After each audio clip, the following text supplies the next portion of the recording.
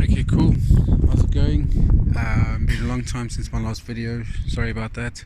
I just got really hectically involved in doing the front brakes.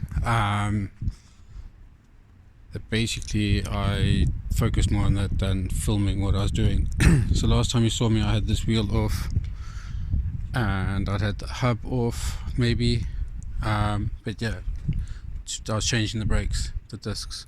It turned out to be a lot bigger job than I thought it would be, because it's a 4x4 and I've never done brakes on a front wheel drive, well, a 4-wheel drive vehicle before.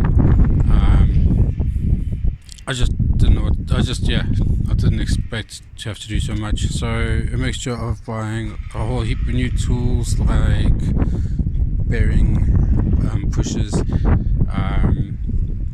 I had difficulty because once I got the hub off, I don't actually have a workspace to work on, so I'm working on a tarmac, which is pretty crap, but hey ho, do what you can. But anyway, got the front wheels off. When I took the front disc off, I realized that the actual wheel bearings come with, it's all built into the hub really. So while I was there, I thought it was a good time to change the wheel bearings as well as do the brakes.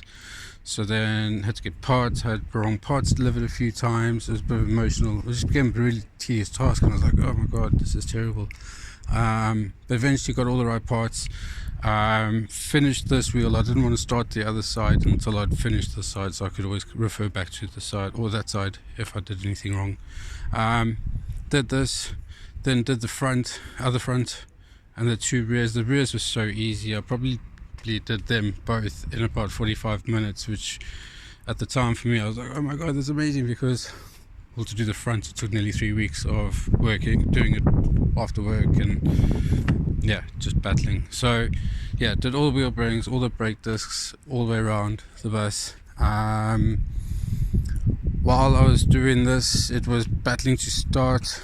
Even though I had new batteries, it kept sounding like the batteries were dead, so I was trying to jump it with my girlfriend's car.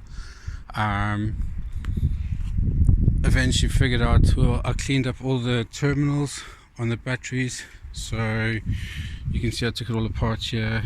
Just basically got a file, ground everything down on all the connections, did it there, did it on the back of the alternator over there, and then still with battling. So the starter motor is like deep in the guts over there, so went to take off do the same thing, try to clean the terminals up on the starter, but the cable or the connector to the solenoid was just completely ruined, so I had to get a new solenoid. Here's the old solenoid. It's crap everywhere. Anyway, got a new solenoid, fitted that, had to take the starter motor out, which comes out the bottom, but it's just a real heavy, hectic job. So eventually got the starter out, changed the solenoid, put it back in, and it starts perfectly. It just boom, fires up so well. So I was really pleased with that job. And then I fixed the battery box. It's a bit of an overkill. I don't know if you can see it in there.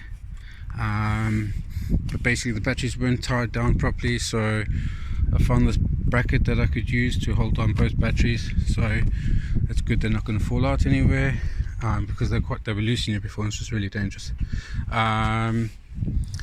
So then did that. Yesterday was a big day yesterday, so obviously we were locked in with coronavirus, and here in the UK it's the first decent weekend we've had this year with weather, well, at least in Manchester.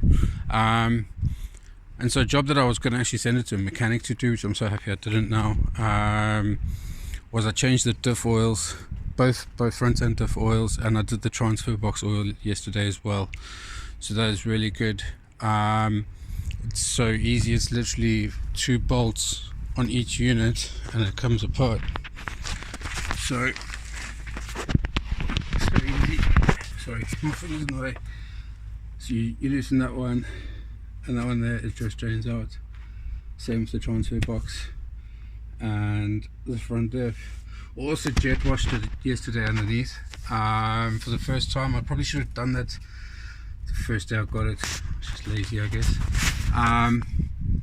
So much mud came off, and you can see where all the mud has caused surface rust on the metal, because it's solid, but it just heaps of surface rust, which is terrible news for me, because I'm going to have to wheel brush this, all of this, just with a wheel brush on the drill, wash it all down, get rid of the surface rust, and then I'm going to have to coat it with some anti-rust and then just treat it and paint it, I guess, again. So I've bought new springs. We've got some Ironman springs, so they've been delivered this week, which is exciting because these springs are crap. They shot the original springs. The guy I bought this bus from used to tow a trailer around all the time, and the bump stop has actually now gone through the chassis rail, so I'm going to have to get this welded up because that's not safe. And it's the same on both sides, so if that has knackered that, you know that the springs are knackered, the shocks are knackered, and so yeah, this is all going to come off, be changed. The exhaust has got a little leak in, which we'll obviously have to get sorted out. What else have we done? Yeah, so that was yesterday's job, which is like, I was so happy after that job was done. And then today